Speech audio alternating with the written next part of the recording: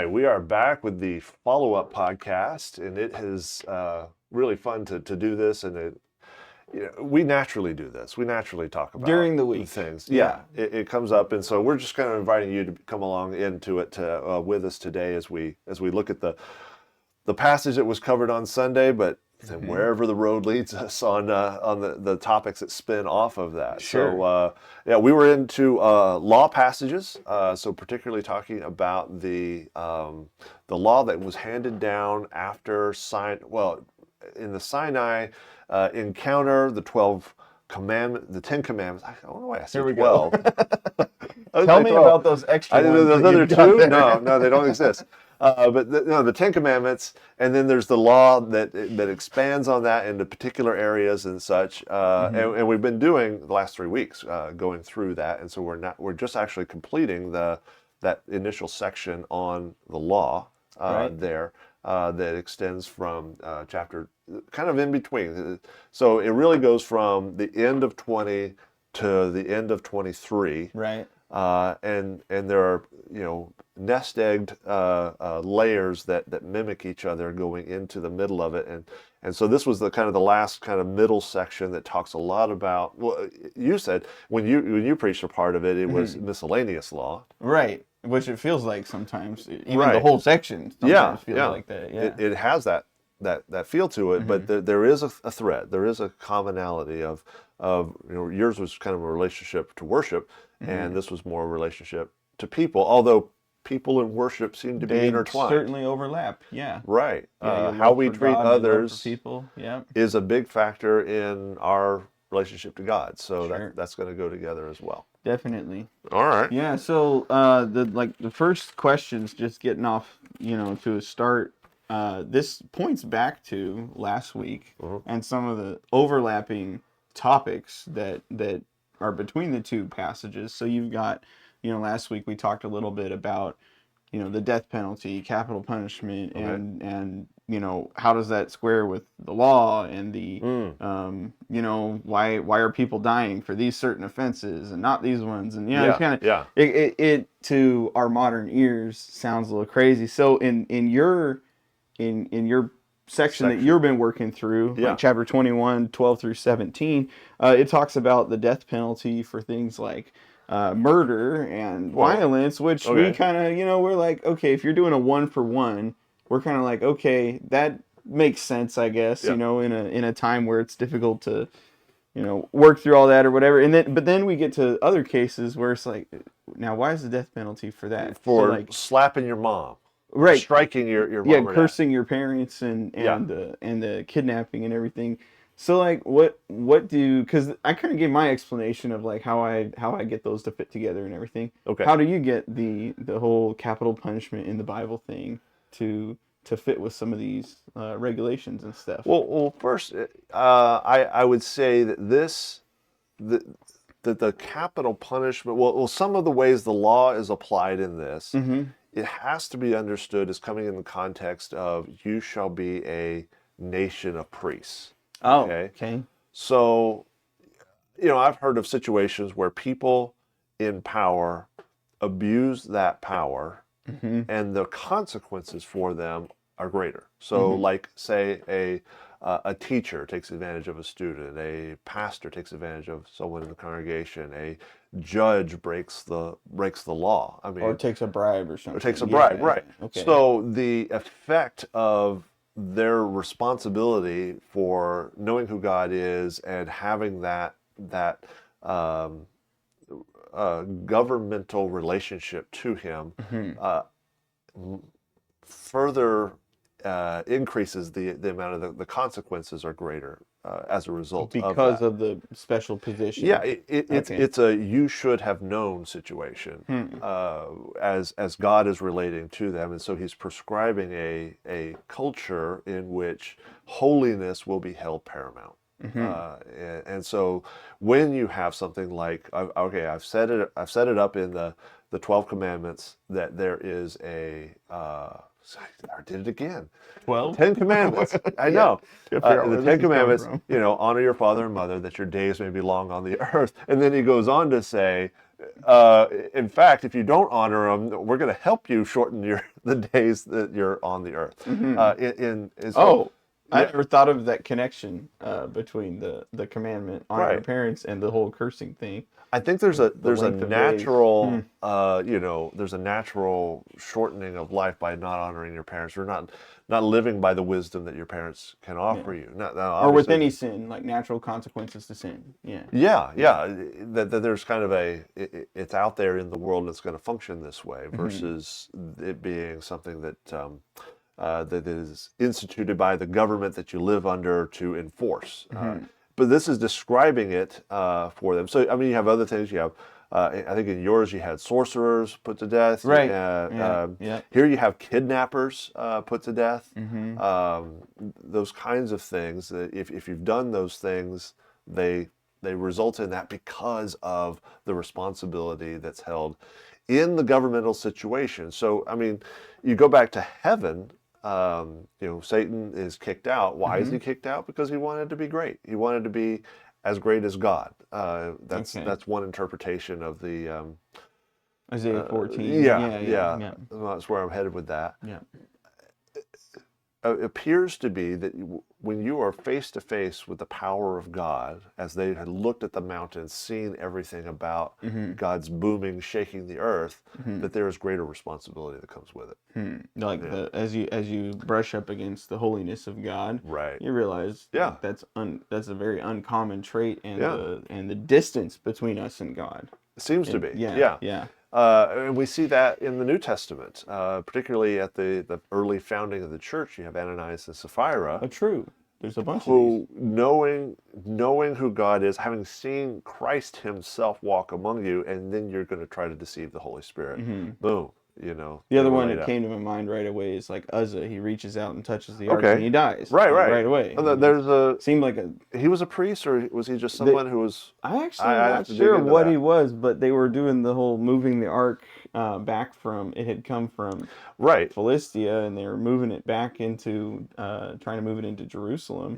And then it got parked at some guy's house because the whole moving it was done incorrectly, and well, after that incident, they kind of left it there for you. And it wasn't until later that David said, "Okay, we're going to bring it on up." Put it in the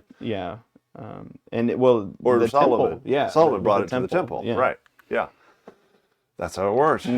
So there is as you get to know more about who God is, you become responsible for what you know. And I think we can see that in life. I think we can see that, if God is a father who loves his children and disciplines them, when you can't claim ignorance anymore, you're going to have to deal with consequences that you can't just say, well, that person got off scot-free. That person did the exact same thing, got off scot-free. Think about your own children, especially an older child who's been under knows the rules of the house, right? There's more stringent consequences versus a younger child who is like still figuring things out, right? You're like, and the older child may look at the younger child and go, well, why didn't they, get the long time out? Why didn't they get their toy taken away? Why wasn't it? And you're like, you should have, you knew better. You did it, and you knew better versus responsibility that comes with it. Yeah, it makes sense. Yeah, in the way I wrote out my questions, like some of them jump back and forth, but we'll just stay on the same rut that we're in, kind of. We're in a rut already. This is only our third episode, or second. But like, so the biblical concept of the death penalty, you've got the biblical principles that are underlying all that, and then you've got modern problems. So how do we build this bridge from what the Bible says about the death penalty back then to how that's implemented nowadays? There's a bit of discussion around, within, legislation and things of when should the death penalty be applied and when does it go wrong and when is it right? And that gets pretty complicated. Modern. I just saw this week legal system. A report of a guy who has the distinction of being the longest life prisoner. Oh, right. Life Yeah. held. So he's 50 years. Life right? sentence. Oh, it's only 50 years. Well, I was like primed for a bigger number. A bigger number. Yeah. Okay. But okay. No, it's 50 years. And well, you think about it. If he was 18, and you add 50 years to that, you're knocking on 70. Right. There. So, so this guy, back in 1970s, I remember hearing this on the radio and going, 1970. I was 1 year old, right? 1976. And he committed this. He raped and killed a woman, and he's held for 50 years at taxpayer expense. Is that right? Yeah, you don't want to put like a dollar value to human life. No. But on the other hand, yeah, what's the measure? What is the point of incarcerating someone for 50 years? What do you what gain? Is that? Well, what do they gain? What is the mindset of that? There's a certain amount of is a living death preferable to going into the next life? Yeah, and we're not even going to bring up like euthanasia. We don't want to do that. Okay, right? Yeah, choosing death or what have you. Yeah, you can get into that tangled up. Something that is supposed to be in God's hands, but people take it into their hands. So that's a real world question that we would grapple with after reading something, in the Bible like that. Well, we're talking about the death penalty. Yeah. And the death penalty is you did the crime, this is the punishment. Sure. And you knew the punishment before you did the crime, and so this goes with that. And I think a lot of the theory behind the death penalty up till modern times was the standpoint of this crime we have investigated as far as we can, to beyond a shadow of a doubt, as best we can, and there's a limitation on what we can apply as a punishment, as a society, a dispassionate judge before the law, all that kind of stuff. What we can apply is limited. There are certain things that only God can judge, and so the sending someone into eternity is to place them before a higher judge. That's the thought process behind it. Okay. And God.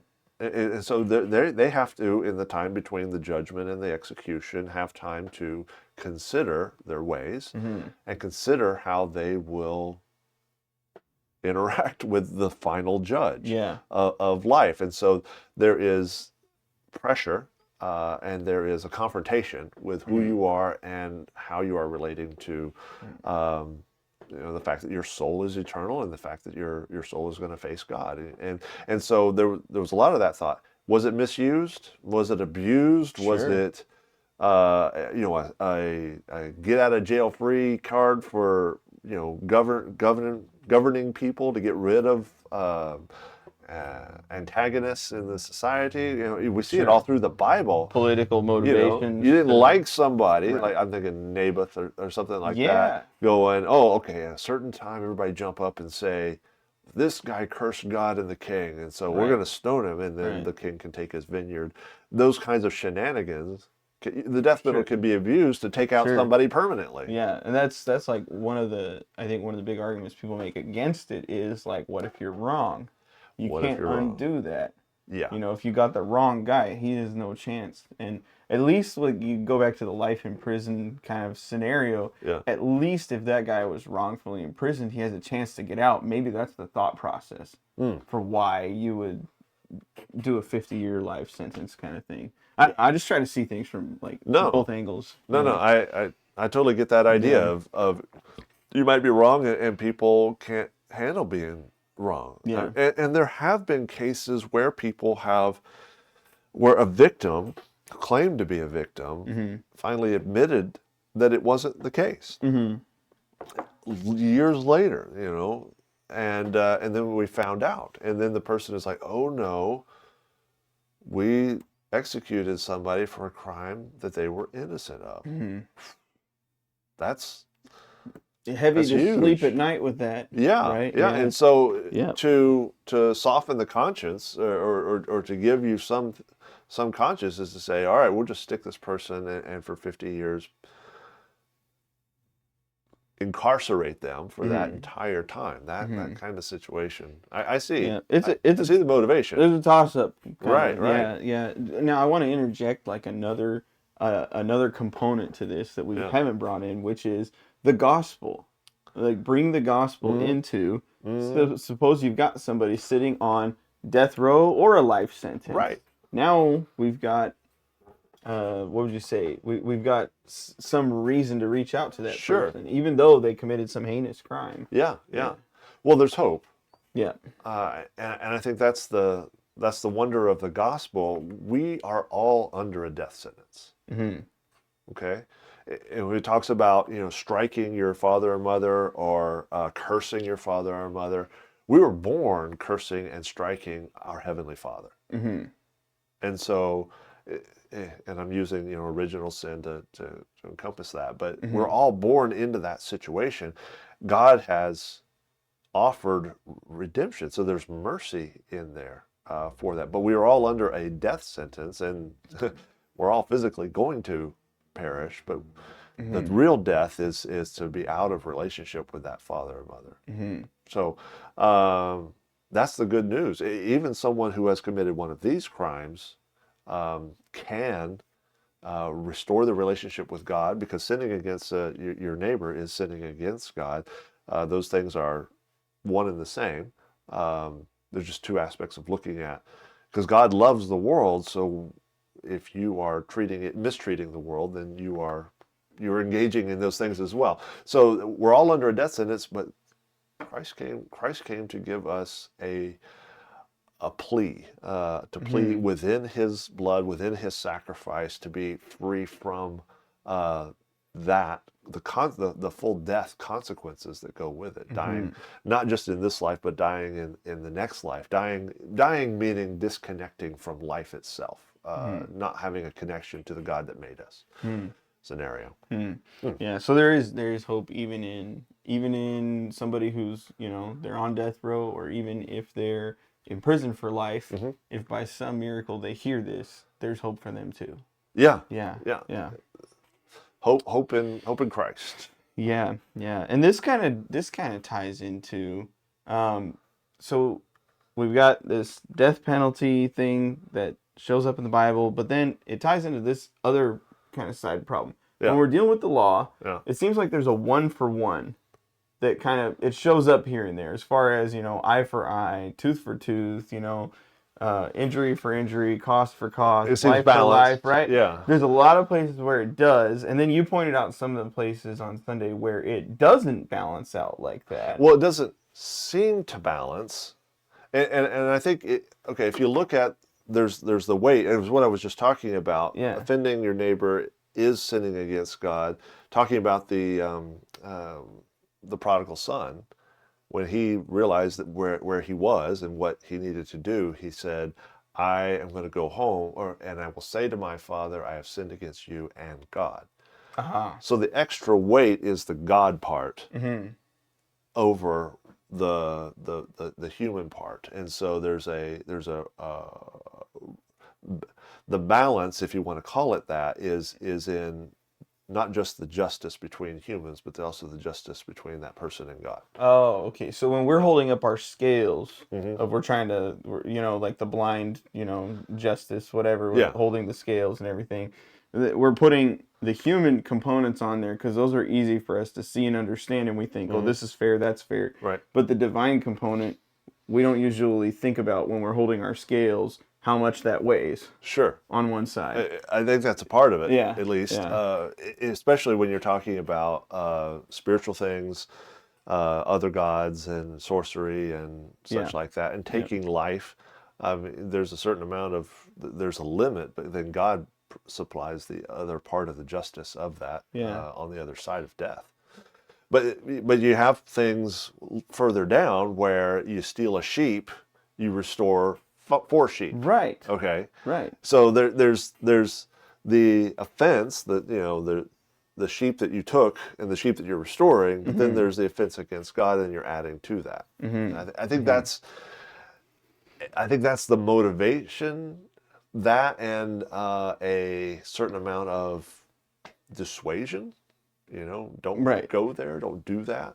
Right. It's not the same thing as borrowing if you steal. Yeah, you get caught, you're not just going to be out the one sheep you took. You're going to say, oh, here's your sheep back. Right.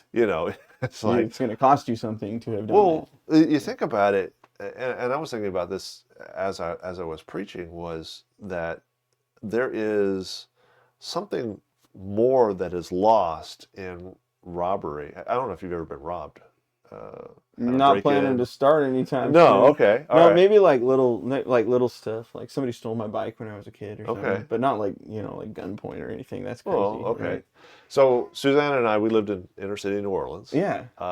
We had break-ins to like garages and things like that. But there was a time when we were moving some furniture back and forth. Was kind of Susanna was actually pregnant with the twins, and she was in the house carrying something out, and walked by a room, and somebody had come into our house and was grabbing stuff. And as she was walking out of the house, he came busting out of the house and almost knocked her down the stairs and ran off and took. Right while you're right there. Yeah. Broad daylight. We were right there in broad daylight, right? That's wild. And that situation, what he took was, since a little kid, I had collected foreign coins. Not worth anything, but foreign coins, and I was kind of interested in Canadian from here, pennies I had them from all over, Yeah. Russia and India and England, all this kind of stuff. I had all these coins in there. It wasn't worth very much, but it was special to me. I also had my history notes from college and a lens for a camera that I had, and so he grabbed a backpack, right? Okay. And all that in it for whatever reason. Yeah. And off he went. So, well, hopefully he learned something after he opened the contents. Yeah. He knew a lot about history. And hopefully, maybe it was a real benefit, But so you're sitting there, and this has happened. Yeah. And it's more than just the loss of the items that were in the backpack. Yeah. Right? It's the invasion of your home. Mm-hmm. Someone came into your home without asking, took without asking. Mm-hmm. Hit my wife. Mm-hmm. Could have done a lot more. And so there is a level of trust that is lost in the world. Sure. That is taken from me. I think in modern law they cover that some with mental anguish, right? Mm-hmm. And you think somebody having mental anguish, well, that's just a mind thing. Mm-hmm. But it's a perspective of the world has changed as a result of this interaction. It's gonna affect, like, you're gonna have a heightened awareness of things that are going on in your space when your doors open, and all those things that go with it, and it takes a while to kind of get over it. I mean, the term has been used, violated. You feel that way. Sure. And I felt that way even with various break-ins and things that had occurred around the property. Mm-hmm. You put in a security system and what have you to try to mitigate it, but after a while, it's just like, this is you want to just hole up in there. Mm-hmm. But you go back to any of these things, someone who strikes you, someone who robs from you, someone who lies, someone who hits you, all these things, you go Mm-hmm. back through those, and the key thing that is lost between people is trust. So there's more to this than materialism. It's not just you took my this or my that. Yeah. And now you got to give it back, but there's the personal interactions between people. Yeah. That matter. This is like kind of soul level stuff then. I would say. Yeah. And to a degree, yeah. And it really is the challenging nature of living with your neighbor. Mm-hmm. They're going to offend you. They're going to hurt you.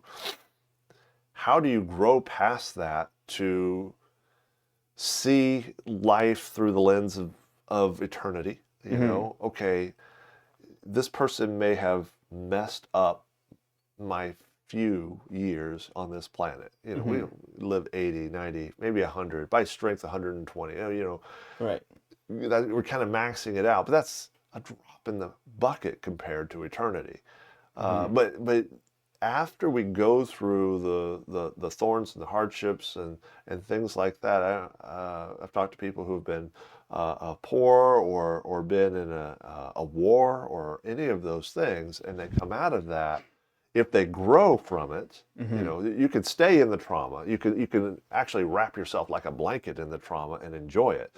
And that, no, seriously. I want to wrap myself in a blanket full of ice cubes and enjoy myself. You're like, I like having this around me because it gives me a reason to be angry at everything else in the world, right? It gives me leverage. I can't do that. I can't possibly do that because of my feelings about this other thing that happened earlier in life.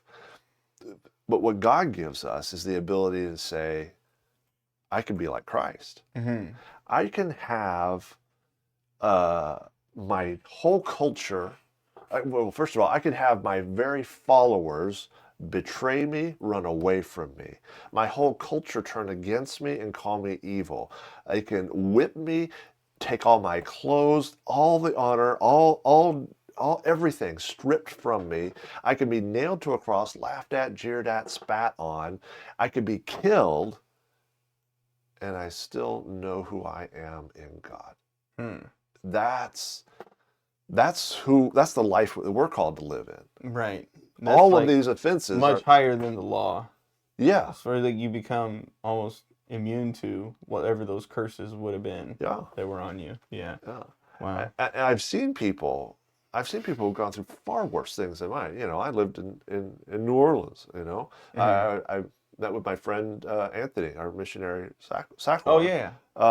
Tuesday night, here earlier this week, and if you know his story at all, he's been through a civil war in his own country, and so Liberia. So. He and I also got to meet with Doris as well, and they have a slightly different story because of the nature of the war. They had to be separated for a time. Wow. She in a safe place, him trying to find a place for them to eventually wind up together and get here to the United States. All of that being a part of it, and yet his attitude is not one of, I'm traumatized. I can't possibly do anything. I can't possibly go back to Liberia. I can't possibly talk to those people again. Right. He's like, I'm right there. I'm gonna. We had literal warlords who, back in the war, had done. I talk about General Butt Naked. Actually came on the campus and talked to Anthony. So he knew this. He knew who this guy was, what he had done. And was able to share the love of Christ, but still provide boundaries. This is not a place for you. And General Butt Naked. That's really his name? That was his moniker. Okay. Yeah. And you can guess. At first, I was like, did he say that on? No. Look it really up. Is his name? Look it up. Okay. I'm forgetting his real name. Of course. But that was his moniker, and you can guess how he went into war. So. Okay. All right. There's your mental image. That's right. You're not wanting today. Yeah. But he came to Christ after the war, and Seriously. so and was doing a ministry. And now the government of Liberia looks at him closely. Is this real? They're trying to give him. The Paul scenario of, okay, I once was this and now I am the opposite of that. Wow. But still, Anthony could, having gone through what he went through, could still be around this person and just talk to him and work things out. Yeah. So when I hear this story, like this is the first time I've heard this story. I didn't realize this was all. So I think oh yeah, he's a cool guy. He does good work. But now it's like supernatural. Oh yeah. That he's able to do that. That God's using him in all those ways. Moving past the things that occurred in his past. Yeah. That's awesome. Yeah. Yeah. Okay. Earlier we've kind of brought up a little bit about eternity in this whole discussion of what's fair. That kind of came up with, okay, we put offenses against God on one side of the scales, and suddenly, because people have this kind of scale in their mind sometimes. Yeah. When they think about, my standing before God, well, sure, I've done some bad things, I'll put those over here, and then I'll do some good things and put them over here, and eventually I can balance it out, and they think. But then we got this big old weight. So, is it fair, or do we think of it in terms of fair? Because some people have objections to the idea that God...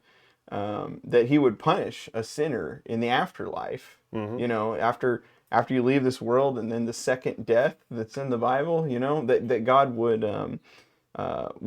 condemn a sinner after. Yeah. The idea that they would suffer for a sin. Suppose I broke only one simple sin before I left this world, you know, I told a lie, or I stole. Does that really warrant eternal consequences? Right. That's like a pretty common objection. Oh yeah. We see our life in terms of how much good I've done and how much bad I've done. And if by my measurement of the culture, my friends, I am a good person, well, then I have more good than I have bad. Right. Then God has to accept me as That's what such. we think. That's what we think. Yeah. But God it isn't a matter of balance, it's a matter of connection. Right? So I've told I've talked about sin is missing the mark.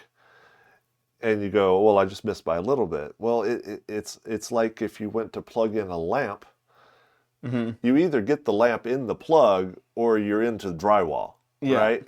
Like, we've all had the plug and tried to plug it in under the bed or whatever, and it's like, dark and you can't feel it. Yeah, right. Okay. Hey, but the point of it is, unless you are into the plug, you get no power. Nothing's coming out. You're anywhere else. It doesn't matter how close you got to the plug. This is not horseshoes. This is a matter of, did you connect? And so that is what sin is. That's what holiness is there is one connection. There is one. So we are born disconnected. We are born fallen.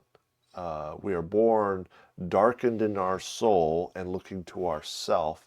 So our goodness, if we want to call it that, the things that we do good, and we think of as good in the world, are not goodness if they're not flowing from that source. They're no what would be the term? There are no mark in our favor. There are no brownie points for us. You don't just you earn all these things. I got a whole box of light bulbs, and none of them are plugged in. There's no light until they're plugged in. Exactly. Unless there's power, it isn't. Yeah, get plugged in, God can use all the light bulbs, but until then. Right. Okay. Now, as a result of being plugged in, the light bulbs actually turn on. Right. You can do the most wonderful charity. You can feed the hungry. You can clothe the naked. You can save the hurting. You can do all of those things in your own strength and have no power, no light from it that comes from it. But you plug it into who Christ is, suddenly you're lighting up lives for eternity. You're giving out the fruit of the Spirit to those around you, such that there is life that bounces off of you or comes through you to those around you because you're connected to the source. So that's, I don't know where you were going with that question. Well, I just know that it's an objection that people pull up, you know, as far as against the idea of the God of the Bible, that he has, you know, holy and righteous standards, that when we break even the smallest one of those, it doesn't matter if we broke all of them or only broke one, we're still in just as much of a danger of judgment. Yeah. So I think so. Yeah. Yeah. And that's to counter the whole am I balancing my life? Right. You put offenses against God over here. There's no way you're going to stack enough things on this side to like tip that scale. Yeah. Only Jesus can do that. Only Jesus can do that. Yeah. All right. Well, okay. Yeah. So we're going through the law. We've been spending a few weeks on that. Yeah. As Christians. Now this is like the big question. Okay. We might be here in like 3 hours. Whew. So strap in. Abbreviate it as much as you want. Okay. But this is like the big question, and this is more for people who maybe they missed some of our series through Galatians, because Galatians deals with this question like pretty specifically. Is how does a Christian relate to the law? How should a Christian relate to the law? We read the law. What is our relationship now that we're in Christ and we're part of the church? You know, so there's some Old Testament, New Testament side of this, and then there's also, you know, what in our relationship to God, what changed between the law and then Christ. Oh. Yeah. And I know it's like huge, but boil it down as small as you can. Okay. Well, I think, you know, you're asking, a Christian, say a new believer, they come in, they know the love of Christ, they know the life change, they know the truth, the perspective of the world, that they now understand where they are in relationship to God, and they understand who they are in Christ. And then they start reading the Old Testament, and they see these law things, and they go, oh, well, God said it. Why isn't my pastor preaching on dietary laws? Right. Or weaving fabric laws, or that's another thing. People how to care for animals, and what to do with all this kind of stuff. So,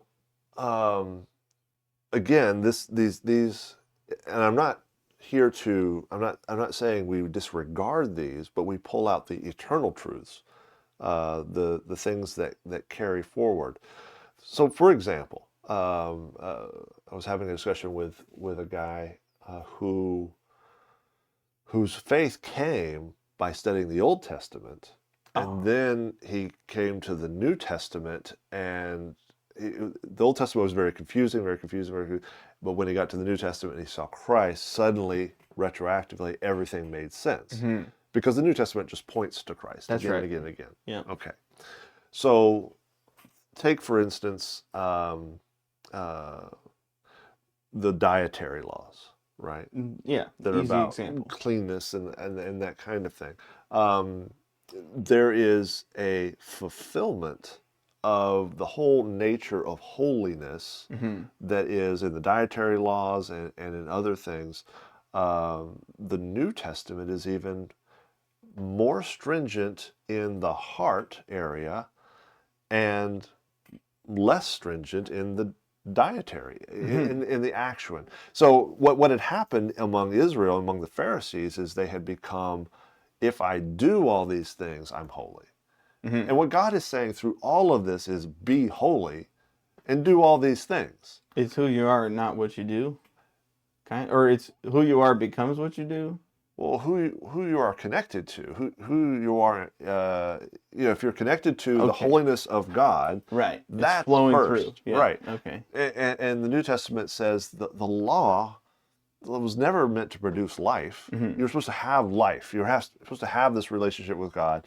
The law given to the Israelites before they come into the land, the Promised Land, was to keep them separate, keep them a culture that could hold on to the Word of God, create a environment that Christ could come into with all the symbolism, with all the meaning, with all the prophecy, with everything preserved, coming into that in order to finish the work. So Christ is a completer of the law.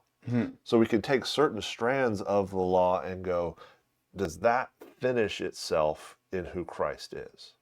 Okay. I see. Yeah.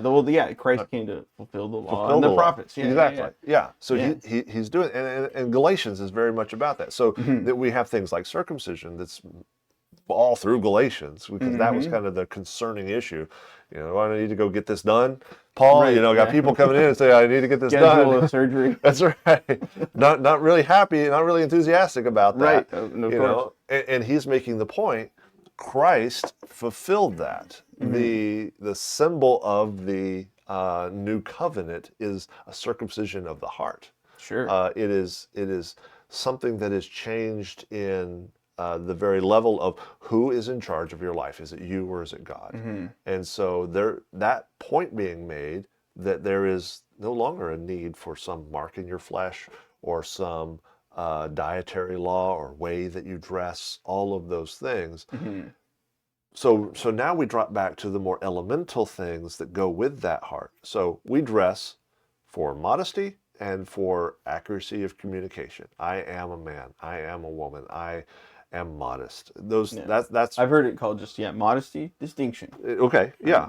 And also uniforms and things to clearly communicate what your job is. So those are the.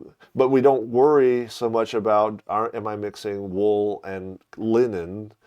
Because there's a verse that talks about that. We don't worry so much on meat and dairy. Those things kept Israel separate, distinct. but they find their fulfillment because we now have the holiness, what God has declared clean, no one declare unclean. That was from Acts 11. right. So that's Peter on the rooftop, and that was a message so much to go to the Gentiles, right. But it was also a freedom from the dietary laws or the perspective. And even Jesus himself, it says it's not what goes into a man that makes him unclean, but what comes out of a man. What he says, what he thinks, what's in his heart. That's what makes him unclean. Sure. So just to circle back, your question was, how does a Christian look at the Old Testament? I think you have to look at the more elementary foundational things and then check and see, has Christ fulfilled the particular things? Okay. I'm going to help bottom shelf this for, because please, some people got maybe got lost in all of the because we study deep and then we answer deep. Okay. But I'm going to make it really simple. This is going to be question and answers. Break it down. They're not on the page, just question and answers that are fun though. Okay, so as a Christian, am I required to keep the law? Well, the heart of the law, the spirit of the law. Yeah. Okay. Yeah. I would say. You would say yeah, but and with the completion of Christ being on that, I would think that's what God has completed. We don't. So the law was a lot about holding an image of what was to come. But when what has come is there, when Christ is there, there's no longer a need for the painting. So if it's fulfilled, then... suppose somebody said, XYZ famous person was coming to town. Yeah. And here's their poster on the wall. And you're like, this is a comical situation, but you're looking at that poster and you're like, oh, the poster, that's the person. That's amazing. I love this poster. I'm so glad I came to the street corner to look at this poster. Look at this poster. Yeah. And then the actual person walks in. Okay. What's the value of the poster at that moment? Yeah. But there are people who I just want to look at the poster. The poster is perfect. The person. So when the person shows up, it's a whole... it has depth and dimension. It has the person, and the poster becomes nothing. The law was meant to point us to Christ. Again, right. I'm not bottom shelving it here. No, but it is. It is. Yeah, it was a really easy way to understand it. This is just the picture of, but when the actual person is here, right. You're not going to be looking at the picture. You're going to go look at the person. That's Christians, and Christians have the actual person in their heart. That's. We don't need to look at a picture of who God is. It is informative. That's what the Bible is a picture of who God is. Nature is a picture of who God is. That's a general revelation and special revelation. Those are the theological terms for it. But basically, we have pictures of who God is. Yeah. Then the Christian has the actual God in their heart. Yeah. Lord of their life, communication with the Spirit directly at the soul level. All of that's going on. Regulations and relationship, are these two kind of in comparison at this, or contrast at this moment?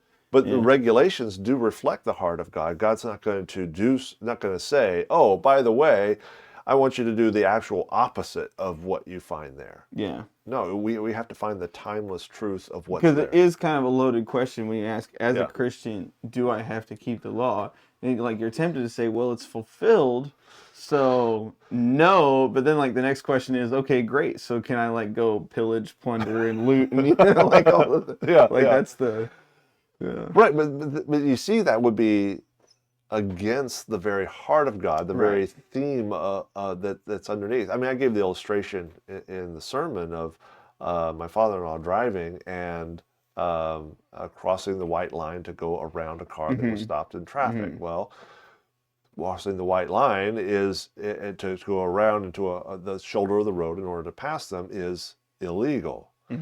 But there's another law that aids in the flow of traffic is another thing. So the cop that stopped him was able to go, yes, you were aiding in the flow of traffic, and so that mitigates this. And so the spirit of the law is to be safe. There's nothing sacred. There's nothing eternally lost by crossing the white line to go around someone. Being safe, though, that is a consideration of your neighbor. That's the motivation behind those things. Mm-hmm. And if we look at the motivation, the underpinning of these things, then we can see how Christ leads us into walking in his truth and relationship. So this kind of like gets down to when you're looking at how a Christian relates to the law. You know, Jesus said like the two great commandments, right? Love God, and then the second one, love your neighbor as yourself. And in these two, like the whole law hangs on these two. Yeah. As an idea. So the particular regulations and everything, the picture, but at the end of the day, it's about loving God and loving your neighbor. And if you're doing those two things, then whether or not you've kept the fabric regulation or something, right? Yeah. Like whether or not you've done that, you have fulfilled the law in the way that you have related to God and treated other people. I think that's absolutely accurate. Like the law of love concept that pops up in the Bible a couple of places. The trouble with that is you boil it down to such simple terms, is to take the concept of love and create your own definition there. Sure. You can. What is love? Yeah. Well, we have to put that into loving. You have to love God first. Right. And then people get, real fun with this. They'll say like, love is love. Such a deep definition, right? Have you ever heard that? It's a circular reasoning. Yeah. Love is whatever I define it to be. Yeah. This is like a little... we did a series here many years ago about love, and I brought that up, that love is love. Okay. I'll tell you exactly when love is not love. Mm-hmm. When love is actually lust. Hmm. You know, when someone says I love you and then takes advantage of you in a sexual way, that's not love. Sure. Right? We can put the term love on it, but that's not what it is. Yeah, love is, and this is like at least the definition that I've come to, and obviously, bump up against it or whatever, but the like easiest way I can understand it, love is doing what is best for the other person.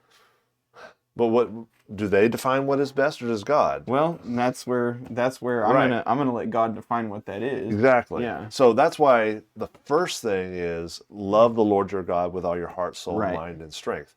And so that means you get your very definition of love from Him before you go loving your neighbor. Mm-hmm. So loving your neighbor is not what they want; it's what God wants for them. Mm-hmm. They may, someone, think about a little child, right? A little child, you're out, say, in a national park or something, and there's a fence, blocking off a hillside, right? The little child wants to crawl over that barrier across into that dangerous area. Mm-hmm. You wouldn't say, if I love my child, I will affirm them in their crawling direction, right? That's not love. Yeah. In fact, that is it will be a cruelty, right? To know that they are going to hurt themselves permanently by proceeding in that direction. Yeah. It also, this butts up against like free will and kind of things too. Because is it love to just let a guy, do whatever he wants, walk off the edge of the bridge or whatever? Like, no. Yeah. Like, if you love that person, you're gonna stop them. Tell them. Yeah. Right. Yeah. Sure. And I think that's the tough thing of love the Lord your God and love your neighbor as yourself. Is loving your neighbor has to include eternity. It has to include their soul. Mm-hmm. Who they really are. Right. So if you're just trying to make somebody happy, you're going happy for the moment. Mm-hmm. You're really saying, I don't want to be the source of their consternation. Mm-hmm. So like we're going back to the beginning, we were talking about death penalty. I don't want to, they're saying they're innocent. I'm looking at all the evidence, they're guilty. Mm. And someone who is that guilty, they probably are not telling the truth about, they don't want to die. They don't want to have the punishment. So they're just saying they're innocent. And yet we have video evidence, and we have audio evidence, we have bodily fluids, we have all the things. All the evidence. Of the crime. We know this person beyond a shadow of doubt did the crime, and that they're still saying they. My selfishness says, I just don't want this person to be able to point the finger at me, or those around them to point the finger at me for having rendered justice. And so I will modify that in such a way that I don't put myself in that situation. Same with like a teenager who wants to go off into a lifestyle of that, and you make the bargain of, I want to stay friends. I want this person to be happy with me. I'll soften my sense of righteousness in order to appease the direction that somebody's going. That may happen. Where has that led us? And this was kind of in my write-up prior to the sermon of rules give us a way to love beyond what a person feels they want. So a child throwing a tantrum in a supermarket.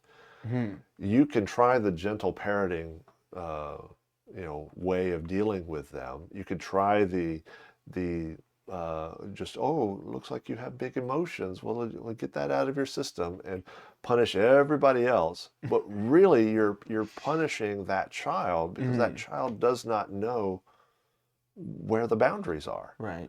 And we deny people the boundaries again and again and again in their younger years and later in life.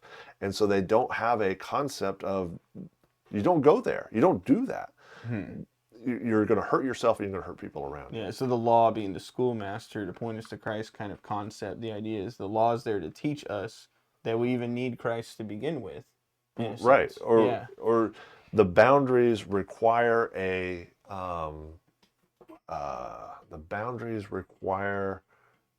a savior. Once we break, we're born preaching that, but knowing where those boundaries are defines that we don't have control over life. We don't have control over where our soul goes. We're not managing that. We're actually dependent on God. We're dependent on God for our very next breath. We're dependent on God for all that we have in nature, everything that's been given to us. But we have to at some point say, God, you have to save me from myself. Yeah. And admit that you have tried to run your own life and it hasn't worked. And that's the loving thing that God does for us, is that he comes in to save us. So, Yep.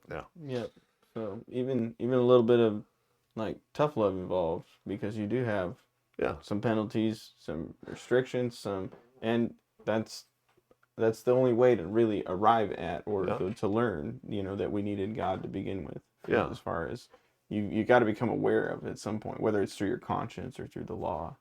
You got to become aware of the fact that we can't do it on our own.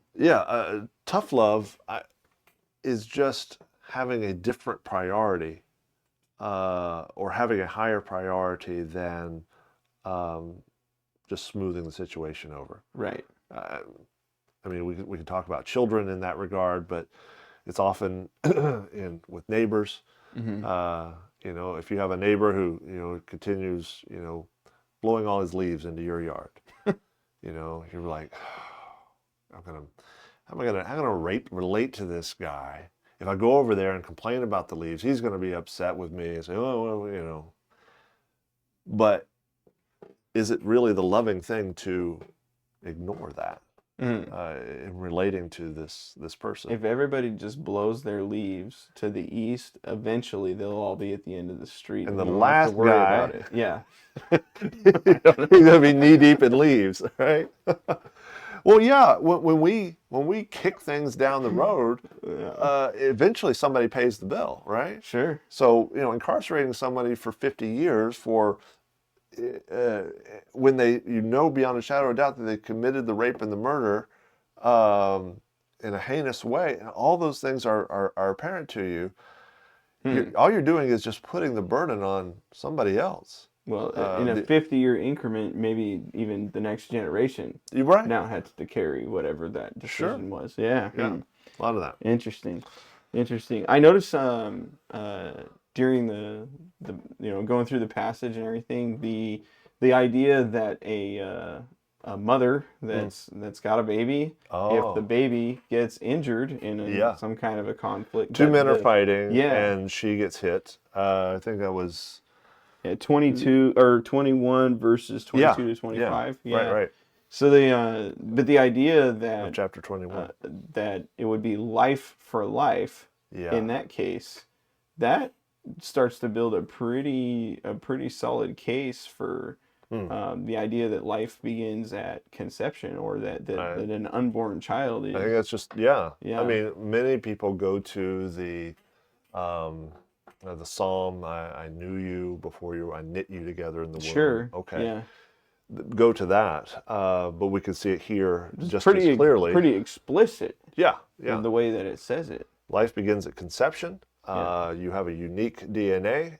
You have a unique everything in there. Your eye color, your hair color, height, all of those things are built in at that moment.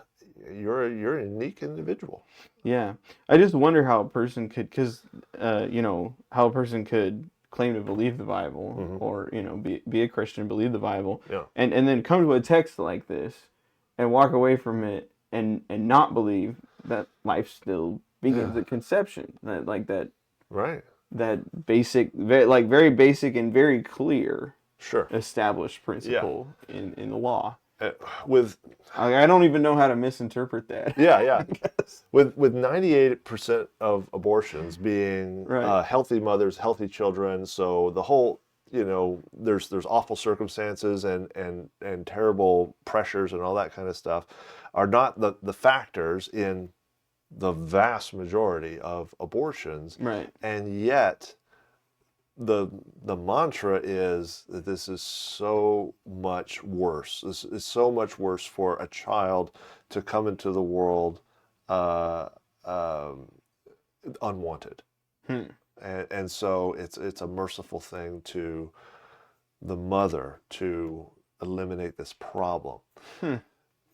So I just interesting, because I was coming back to earlier in the discussion, I was like, we won't talk about euthanasia, but that's the same kind of idea. Sure. Yeah. Oh, well, if you're gonna just live suffering, then no. Yeah. Yeah. Yeah. I think the church should have absolute compassion and help to mothers who are in difficult circumstances, and so that's why we support the Trillium Women's Center. Sure. And for example. Yeah. And we had all that $6,000 come in for that in our baby bottle drive. We very much want to help life get started and get on the right footing and get the help that they need. And very, very often when women see the reality of the child, when they see a sonogram, that's just one service that Trillium offers. When you see a sonogram of your baby, you suddenly realize they're a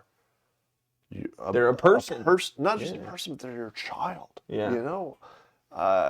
You have children, I have children. Right. I could not look at them as nothing. And I think just seeing them, and this is a kind of a picture here where it's talking about, a pregnant woman getting hit and the baby dying, and there being a reciprocity in the one that did the hitting to lose their life. You can imagine a father's feeling seeing that happen to his wife, not just happening to his wife, but happening to his unborn child, those kinds of things. Sure. You brought up ultrasounds. This is just totally lighthearted. Okay. So are you actually able to detect features in an ultrasound when you look at one? Oh yeah. Sometimes it's like a stretch for me. I'm looking at an ultrasound and I'm like, what is that?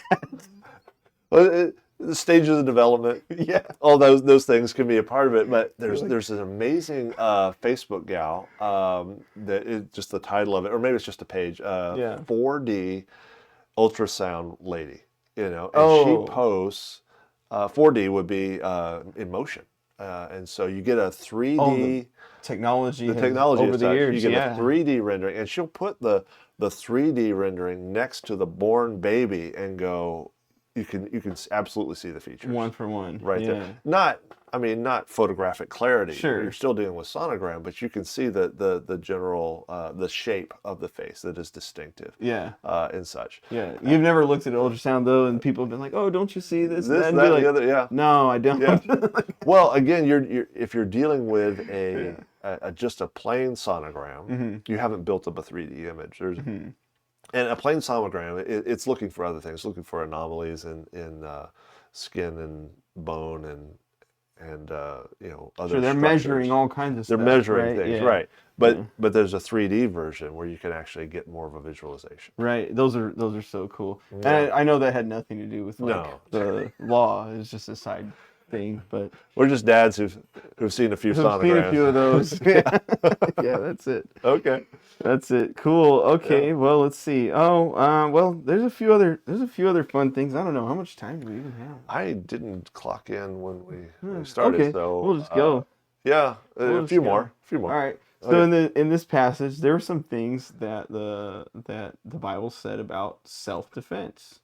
Okay. Yeah, there's like a few concepts like we're dealing with, you know, the idea of when people are getting in a fight or like laws about, you know, life for life. If a guy breaks into your house and it's dark, if a guy breaks into your house but it's light out, what do? How should a Christian approach the concept of self-defense? Wow. And how do they work through that?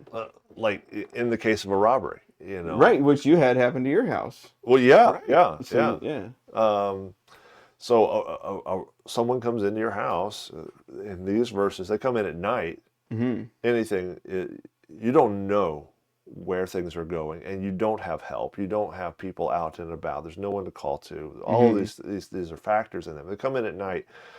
You've got to take them out. You have a right to defend your family and your property. In the daytime, it's more of he said, you know, you subdue them. Now, all of that is, you know, from recognizing someone's there, something's going to happen. In other verses, we could say, he comes at you, this robber, and starts wailing on you. It's on. That's just self-defense. Okay. It's not like, oh, it's daytime, the robber can beat me up, take anything he wants, there's nothing I can do about it. No, you still have the ability to stop.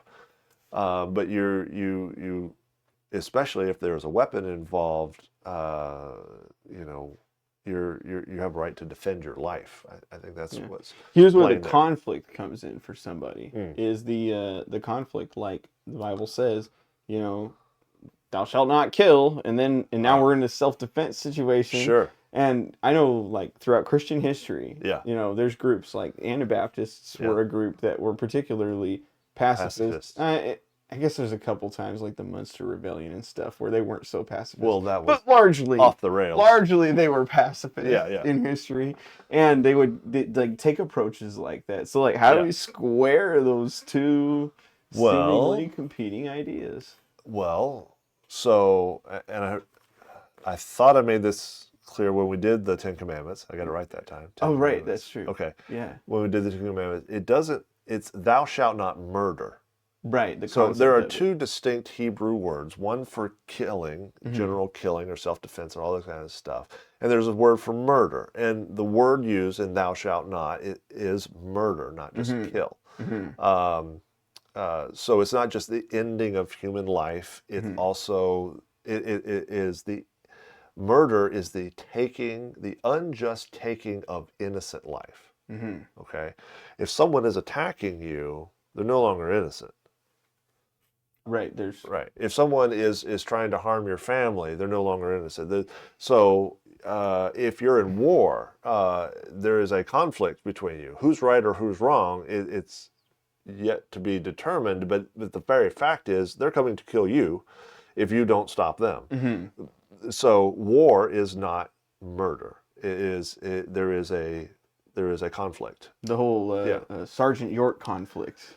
Right. Of sorts, yeah. I love that movie. Oh, yeah, the movie, yeah. Yeah. Oh, man, it was an actor. Was it Gary Cooper? Yeah, it was. It was Gary Cooper. Yeah, Gary Cooper. Yeah, black and white. Yeah, Put you to sleep if you're my wife. She doesn't like black and white movies. They made movies way better back then, in my opinion. Maybe like better, yeah. I think so. Yeah. No, that's cool. Okay, we're gonna interject one more thing into this self-defense concept. Yeah. Okay, as a Christian, how do we hold this up over here? And then Jesus says things like, "Turn the other cheek." Sure. Yeah. Yeah. I'm a man. I've got my house. I've got my people. If somebody comes in there, where does the line get drawn between doing right by my family, sure, and then turning the other cheek to somebody who's doing wrong? I appreciate the turn the other cheek, and there are cases where you, for the sake of the gospel, for the sake of the message, you're not exacting a 1-to-1. You know, you bumped up against me. There's a certain amount of allowance for and not being a reactive person. But I think defending the concept of defending property and defending life is something that should be fought for. And we're going to talk about the American Revolution. I've actually talked to people who we're coming up for 4th of July next week. True. The American Revolution was wrong because it went against the governing authority, Britain. Sure. Okay, in that situation. Yeah. But there was a higher law stated of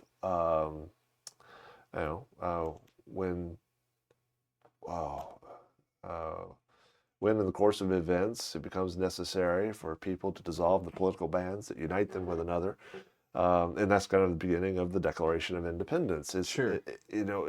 Political bands and the uniting with the government. It was unconscionable for them to be governed by people who weren't present and weren't recognizing them as the citizens. They were second-class citizens in that scenario, and there wasn't a means of recourse, and so there was the burden of the taxes and the punitive nature of what was going on there, and so there was a need to break the political bands, but there wasn't a decision to break all.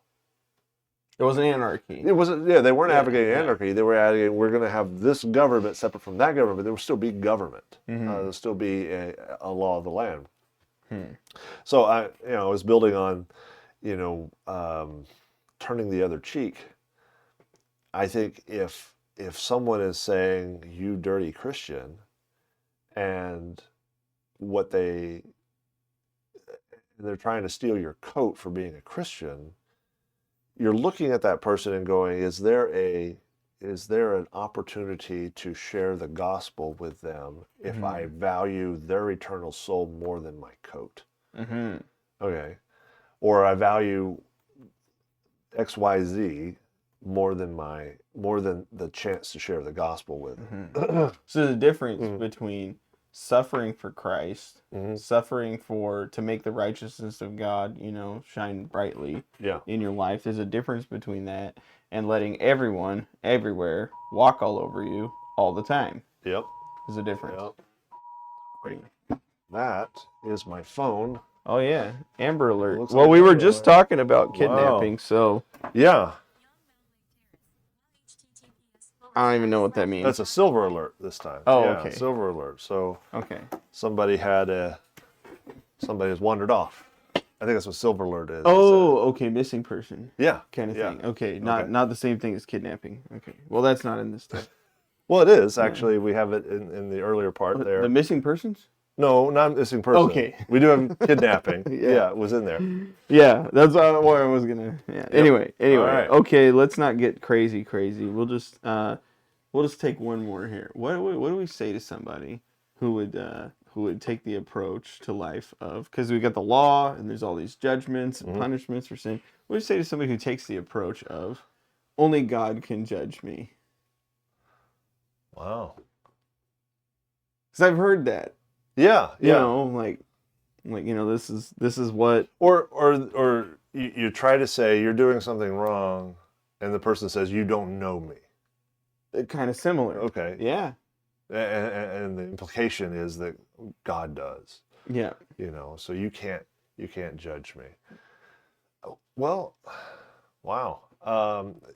How I would, if somebody is in that state and saying that kind of thing, what they're saying is that I could not ever explain to you all the factors. Mm-hmm. It's impossible for me to, and often I find with somebody like that, you can listen to them and still have the same opinion. You listen to them more and still have the same opinion. And they're really not saying I can justify my position. They're really saying, if you don't agree with me in what I'm doing, then you aren't judging rightly. I judge myself as okay in what I'm doing, though I can't articulate it in such a way to convince you. The way to tie this kind of back to the text was the idea that God had within Israel and their structure appointed human judges to judge on his behalf. Right. When it talks about like someone, if some crime happens, then you bring that person before God, and the idea is kind of bring them before the judges in a way.